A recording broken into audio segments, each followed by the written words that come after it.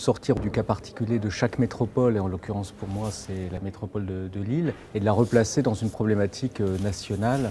Et pour le transfrontalier, ce qui est intéressant, c'est qu'il y a à la fois des éléments qui la relient à la coopération territoriale, mais qui est aussi des éléments très spécifiques, notamment liés au fait que l'autre est très différent, puisqu'il n'est pas français, et donc c'est l'altérité poussée à un niveau de complexité maximum. De quels outils a-t-on besoin, notamment par rapport à l'État, par rapport à la région, pour qu'on puisse constituer ce collectif de coopération qui associe, outre la métropole,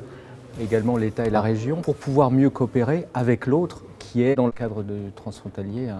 un autre étranger. C'est une réalité frontalière qui, du coup, nécessite d'avoir cette relation internationale qui est une des compétences régaliennes. Et donc, on doit faire avec l'État, avec la région.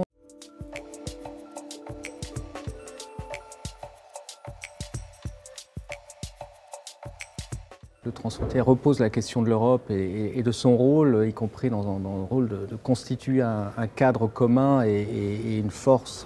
pour progresser dans le travailler avec l'autre.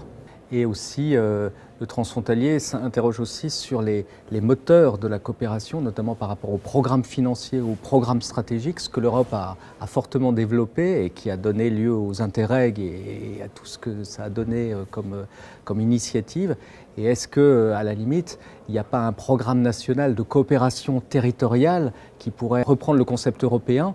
avec la nécessité de construire des partenariats, avoir une incitation à faire avec l'autre, avec des formes de mode projet.